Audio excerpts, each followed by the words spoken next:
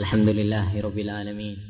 Wassalatu wassalamu ala asyrafil anbiya'i wal mursalin nabiyyina Muhammad wa ala alihi wa sahbihi ajmain.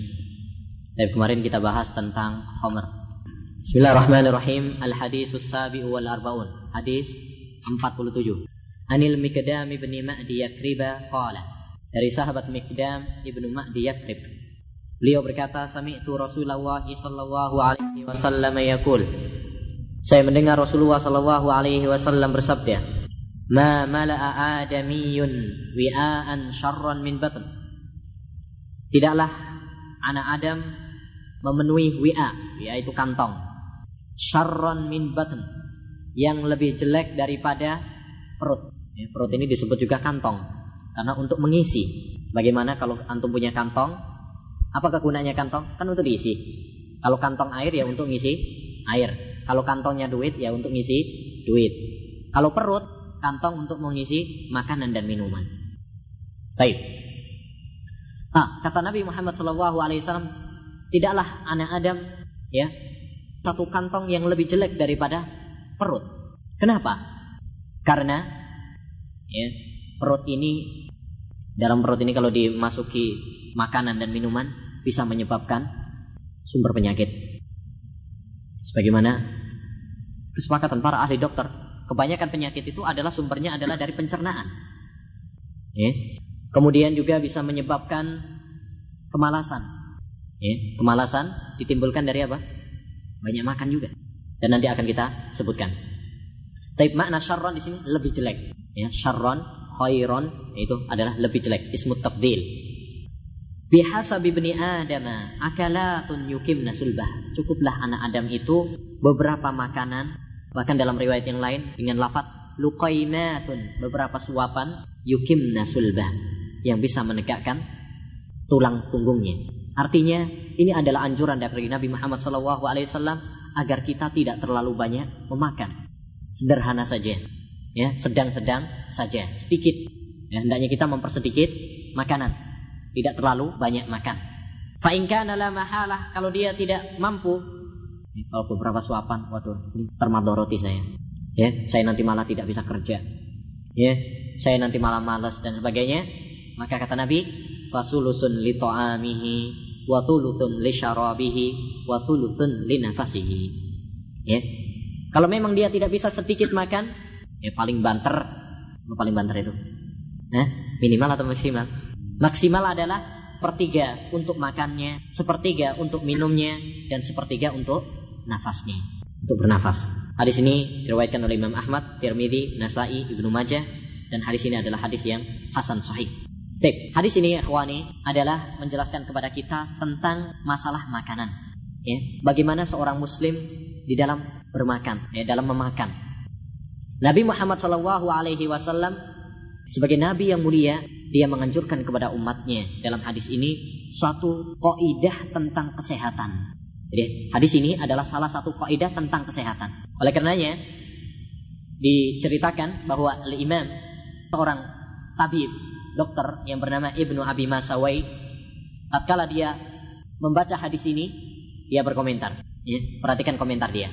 Lau sta'malan nasu hadhil kalimat la salimu minal amradi wal asqam wala ta'attalat dakakinus sayatilah. Seandainya manusia mau memperhatikan hadis ini, beberapa kalimat Nabi Muhammad SAW ini, maka mereka akan selamat dari penyakit-penyakit. Dan toko-toko apotik akan sepi. Sepi. Kenapa sepi? Karena banyak orang yang nggak membutuhkan obat. Jadi seperti kita dengar, hadis ini adalah apa? Kaidah tentang kesehatan. Yaitu apa? Dengan mempersedikit makanan. Karena banyak makan ini adalah memiliki dampak negatif. Dampak negatifnya ditinjau dari dua macam. Dampak negatif banyak makan ditinjau dari dua macam. Pertama, ditinjau dari segi agama. Banyak makan menyebabkan malas, dan itu kenyataan. Orang kalau kenyang, apa yang terjadi? Bukannya malah semangat, enggak. Tapi malah malas. Kemudian dampak berikutnya juga adalah at-tathbit anit ta'ah. Mengerem dari ketaatan. Mau sholat, aduh masih kenyang nih. Mau berbuat kebajikan, aduh, malas. Baik. Yang ketiga adalah juga sebaliknya, yaitu jurus kepada kemaksiatan. Kalau orang kenyang, ya, maunya apa? Ya, kesana kemari melakukan maksiat kepada Allah Subhanahu Wa Taala. Berbeda kalau lapar. Coba kalau lapar, lemes kan? Mau pergi, malas. Kan gitu. Itu beda antara puasa dengan tidak berpuasa. Orang yang puasa sedikit maksiatnya, lebih sedikit maksiatnya secara umum ya. Secara umum, orang yang ketika berpuasa lebih sedikit maksiatnya daripada ketika tidak berpuasa. Ya, karena syahwat mereka lemah. Tipu daya setan lemah. Berbeda dengan orang yang banyak makan. Tapi ini dari segi agama, yaitu apa? Menyebabkan kemalasan dari ketaatan kepada Allah Subhanahu Wa Taala dan memberikan semangat kepada mereka untuk melakukan kemaksiatan kepada Allah Subhanahu Wa Taala. Tinjauan yang kedua adalah kerusakan dari segi, ya, dampak negatif banyak makan dari segi badan, kesehatan, yaitu menyebabkan penyakit. Karena banyak makan, numpuk ya di pencernaan, makanan itu kan jadi penyakit. Baik. Kemudian ya, membutakan hati. Kok bisa membutakan hati ya? Ya, karena orang tersebut malas, akhirnya hatinya apa? Gelap. Berbeda dengan orang yang sedikit makannya. Kalau orang yang sedikit makannya sedikit-sedikit, maka dia akan hatinya ini lembut. Ya, hatinya lunak. Mudah untuk menangis, ya, mudah untuk bertobat kepada Allah Subhanahu Wa Taala. Berbeda dengan orang yang kenyang. Kalau orang yang kenyang susah, keras hatinya. Dan itu bisa kita rasakan semuanya. Tatkala seorang itu berpuasa, misalkan, ya, dia akan lebih banyak taat kepada Allah Subhanahu Wa Taala dan lebih lembut, lunak hatinya. Bisa cepat untuk menangis, bisa cepat bertobat kepada Allah Subhanahu Wa Taala dan sebagainya. Berbeda ketika dia kenyang. Ya, oleh karena itu seorang bijak pernah menasihati kepada kawan-kawannya tatkala mereka makan, dia mengatakan, la ta'kulu katsiran fatashrabu katsiran fatanamu katsiran tandamu katsiran. Jangan kalian banyak makan, karena kalau banyak makan akan banyak minum, ya kan? Dan kalau banyak makan mesti minum, seretan nanti kalau nggak minum. Baik. Kalau sudah banyak makan, banyak minum, akibatnya apa? Fatanamu katsiran, banyak tidur. Kalau sudah banyak tidur, fatandamu katsiran, maka kalian akan sedih, rugi. Ya, lewat ketaatan. Berapa banyak ketaatan kepada Allah Subhanahu Wa Taala terlewatkan oleh kita. Baik. Ini beberapa madarat, ya, beberapa dampak negatif dari banyak makan. Nah, hadis Nabi Muhammad SAW ini menganjurkan kepada kita untuk sedikit makan. Karena sedikit makan memiliki banyak manfaat yang kebalikan dari tadi ya. Kalau tadi madaratnya, kita balik di sini yaitu anjuran untuk sedikit makan. Yang manfaatnya adalah kebalikan dari tadi. Yaitu apa? Ditinjau dari agama, sedikit makan dapat mencerahkan hati, melunakkan hati. Ini manfaatnya. Sedikit makan dapat melunakkan hati, mencerahkan hati. Ya, lunak. Begitu ingat akhirat, ya, lunak hatinya, gemetar hatinya. Baik. Yang kedua, termasuk faedah sedikit makan adalah mengurangi nafsu syahwat untuk bermaksiat kepada Allah Subhanahu Wa Taala. Ya. Oleh karena itu, perhatikan hadis Nabi Muhammad SAW kepada para syabab, para pemuda. Kata Nabi SAW, ya ma'syarus syabab, man istata'a minkumul ba'ata falyatazawwaj, fa innahu aghaddu lil basar wa ahsanu lil farj. Ya, faman lam yastati' fa alaihi bis-shaum fa innahu lahu wijah. Wahai para pemuda, ya, siapa yang mampu di antara kalian maka hendaknya dia menikah. Ya, karena menikah itu adalah menundukkan pandangan dan menjaga kehormatan farji. Kemudian kata Nabi, kalau memang kalian tidak mampu maka hendaknya dia berpuasa. Karena puasa itu wijah, obatnya, mengerem syahwat. Ya. Nabi SAW dalam hadis ini menunjukkan pembicaraannya kepada para sahabat, kepada para pemuda. Enggak dipanggil wahai para orang tua, enggak. Yang dipanggil adalah para pemuda. Kenapa? Karena masa muda adalah masa di mana kuat, ya, dorongan syahwat pada mereka. Apalagi pada zaman kita sekarang, ya, majalah-majalah porno, internet gambar-gambar yang menggiurkan, ya. kalau seorang tidak memiliki keimanan, apalagi para syabab, para pemuda, ya, maka di sini apa? Dianjurkan oleh Nabi sallallahu alaihi wasallam untuk segera menikah. Kalau nggak mampu, banyak berpuasa. Ya, banyak berpuasa karena puasa dapat melemahkan syahwat. Ya, di sini yang menjadi syahid, yaitu ketika Nabi sallallahu alaihi wasallam menganjurkan kepada kita untuk sedikit atau untuk berpuasa. Kalau berpuasa kan berarti sedikit makan. Lain halnya nanti kalau balas dendam. Puasa tapi malah nanti lain urusannya. Baik. Ini yang kedua. Yang ketiga, manfaat sedikit makan juga yaitu kuwatul faham.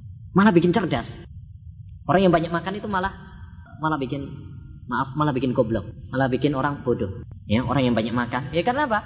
Karena malas. Ya, tadi kan akibatnya malas. Banyak tidur. Gimana mau pintar kan itu? Oleh itu lihat para ulama ya, kok bisa pintar, apa sih rahasianya? Jangan tanya kemudian rahasianya, mereka banyak makan, mereka makanannya masya Allah, ya, susunya susu dengkol, apa kemudian makanannya masya Allah. Enggak. Ya benar, mereka bukan karena itu. Lihat perjalanan para ulama, rata-rata mereka malah apa? Fakir. Bukan soal makanannya. Rahasia pintar bukan makanan, tapi apa? Kesungguhan. Dan nikmat dari Allah Subhanahu wa taala itu yang terpenting. Ya, bukankah kebanyakan orang mereka makanannya masya Allah tapi juga enggak pintar? Ya, dan juga banyak sebaliknya, orang yang makannya ala kadarnya tetapi apa? Pintar. Jadi bukan masalah makanan dan itu. Baik. Yang kedua yaitu tadi dha'ful hawa wal ghadab. Ya, lemahnya hawa nafsu dan amarah. Lihat orang berpuasa, ya, jarang apa? Marah dia. Karena amarahnya terkurangi oleh puasa. Berbeda dengan orang yang tidak berpuasa, dia merasa kuat. Baik. Ini manfaat sedikit makan dari segi agama. Dari segi badan, kebalikannya tadi. Ya, kebalikannya tadi. Yaitu maksudnya apa? Membikin sehat. Sedikit makan itu malah bikin sehat. Oh bisa? Iya kan? Mesinnya nggak terlalu capek. Pencernaan ini ibarat mesin gitu ya. Kalau dikasih makanan terus, kan berarti kerja terus itu. Iya nggak? Lah, ibarat misalkan mobil dipakai terus, capek kan? Tapi kalau ringan, nah itu gambaran gampangnya. Baik. Juga manfaatnya dari segi badan yaitu apa? Membikin kecerdasan. Seperti tadi, kebalikannya pokoknya ya. Baik, sudah. Kemudian kata Nabi sallallahu alaihi wasallam, "Ma malaik adamiyyun wa an syarran min batan bihasbi ibni adam akalatun yuqimna sulbah." Ini adalah anjuran untuk sedikit makan, itu beberapa suap saja. Ya. Dan apabila kita lihat perjalanan atau kisahnya para nabi dan para sahabat, masya Allah. Ya, jauh sekali kehidupan kita dengan mereka, ya kawan. Kita alhamdulillah kita bersyukur kepada Allah Subhanahu wa taala. Ya, tiap hari bisa makan. Minimal satu hari 3 kali. Satu hal yang perlu disyukuri. Lihat Nabi SAW belum tentu satu hari bisa makan. Bahkan kata Aisyah radhiyallahu anha, sebulan dapur kami tidak pernah keluar asap. Maksudnya apa? Tidak pernah masak. Ya, cuma kurma saja. Bahkan kalau kita lihat perjalanan bahkan Nabi SAW dalam sebuah kisah dalam perang Khandaq bahkan ya, dalam perang Khandaq kerja berat itu nganu parit itu, Nabi SAW dikisahkan sampai apa? Menaruh batu. Para sahabat banyak menaruh batu satu di perutnya karena lapar. Nabi SAW bahkan berapa? 2. Ya. Dalam sirah juga diceritakan bahwa Abu Ubaidah bin Jarrah, sahabat Abu Ubaidah, tatkala diutus Nabi SAW dalam satu peperangan, mereka tidak memiliki makanan kecuali hanya kurma. Setiap prajurit dijatah 1 hari 1 kurma. 1 hari 1 kurma. Bayangkan, yaitu apa? Perang, dalam keadaan perang. 1 hari dijatah cuma 1 kurma. Apa yang mereka perbuat? Kata mereka, kami nggak langsung memakannya. Kayak permen, dimut aja dulu. Nanti kalau sudah mau selesai waktunya, baru kemudian dimakan. Ya, dimasukkan lagi, kantongin lagi. Karena kalau langsung dimakan nanti jatah dari mana kan gitu. Memang dijatah 1. Hal itu menunjukkan kepada kita ya ikhwani bahwasanya kita sekarang alhamdulillah banyak bersyukur kepada Allah Subhanahu wa taala. Ya, banyak bersyukur pada Allah SWT. Bukan berarti kemudian kita, woi jangan makan sampai kurus nanti zuhud. Enggak. Ya, oleh karena itu Nabi SAW memberikan di sini maksudnya anjuran untuk sedikit makan. Itu aja ya. Ya, jangan kemudian nanti puasa terus saja dah. Marah menyelisihi. Nggak boleh.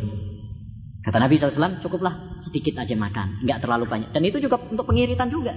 Sekarang lagi krisis moneter ya, jangan banyak-banyak makan. Ya, susah cari duit di Indonesia. Baik. Kemudian kata Nabi, fa in kana la mahala, kalau memang nggak bisa untuk menegakkan, cukup untuk sedikit makan, cukup untuk menegakkan tulang punggung, ya kata Nabi, fatulutun lit'am, ini paling banter lah. Yaitu sepertiga untuk makannya, sepertiga untuk minumnya, sepertiga untuk apa? Nafasnya. Jangan terlalu kenyang. Itu maksudnya Nabi sallallahu alaihi wasallam. Ya, sepertiga untuk makannya. Gimana ngukurnya sepertiga? Ya, balil insanu ala nafsihi basira. Semua orang masing-masing tentang ukuran perutnya.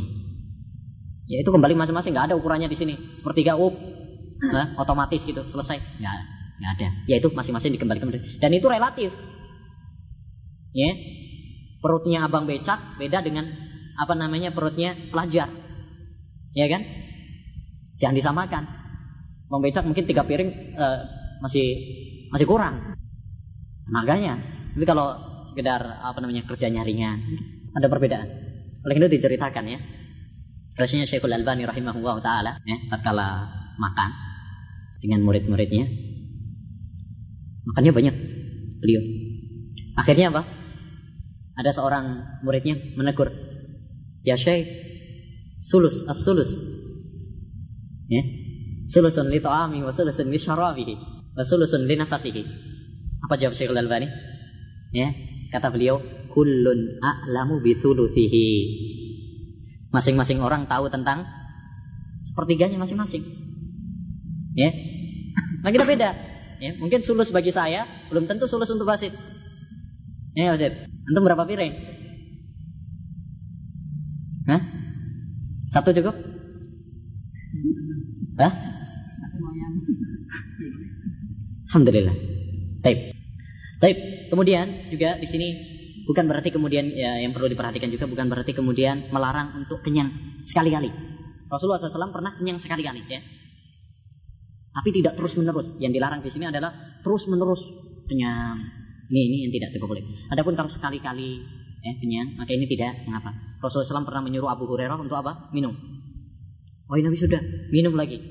Sudah wahai Nabi, minum sampai dia kenyang. Diambil faedah oleh para ulama bahwasanya di sini apa? Boleh kenyang, tetapi apa? Kadang-kadang, bukan terus-menerus. Ya, baik. Sulusun li ta'amihi wa sulusun li syarabihi wa sulusun li nafsihi. Dari hadis ini dapat kita ambil beberapa faedah. Yang pertama adalah hadis ini merupakan adab syar'i yang hendaknya diperhatikan oleh orang yang makan tentang ukuran makanannya. Ya, hadis ini adalah merupakan adab syar'i yang hendaknya diperhatikan oleh orang yang makan tentang ukuran kadar makanannya. Berapa? Jangan terlalu banyak. Kemudian yang kedua, dapat kita ambil faedah dari hadis ini adalah peringatan dari banyak makan. Karena banyak makan dapat menyebabkan penyakit dan kemalasan. Yang ketiga, dari hadis ini dapat kita ambil juga, yaitu anjuran untuk sedikit makan. Anjuran untuk sedikit dalam makan. Maka Nabi memberikan apa? Cukup untuk yang menegakkan tulang punggung saja. Baik, yang ketiga untuk makanannya, tengah untuk minum. Ya, baik.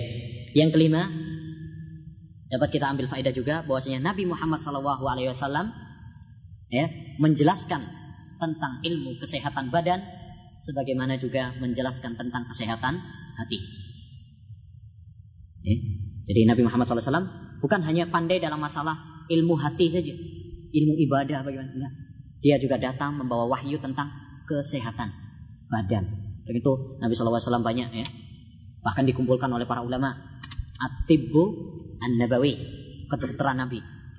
Kita bisa terheran-heran bagaimana Nabi Muhammad SAW yang beberapa abad dulu, ya, tapi sekarang terbukti secara ilmiah apa yang disampaikan oleh Nabi SAW.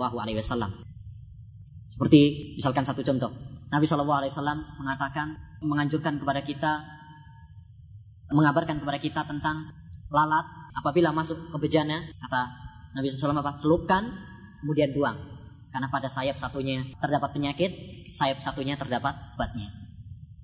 Kita terheran-heran kan, bagaimana Nabi SAW emangnya sudah meriksa pakai mikroskop? Dulu kan nggak ada Mas ya, kok Nabi tahu? Wa ma yantiqu anil hawa in huwa illa wahyu yuha. Dan alhamdulillah sekarang terbukti, ya, secara penelitian kedokteran sekarang terbukti bahwasanya memang pada lalat ada penyakit dan ada. Dari sini dapat kita ketahui bahwa ilmu kedokteran Nabi adalah ilmu kedokteran yang ilmiah, tidak boleh diragukan karena datang dari Allah Subhanahu wa taala. Bahkan Al-Imam Ibnul Qayyim rahimahullah dalam kitabnya Zadul Ma'ad atau At-Tibbun Nabawi, beliau mengatakan kedokteran Nabi jauh lebih bagus, lebih hebat daripada kedokteran para dokter-dokter kafir seperti Ibnu Sina, ya, atau siapa lagi, tokoh-tokoh tabib-tabib yang terkenal. Ya. Baik.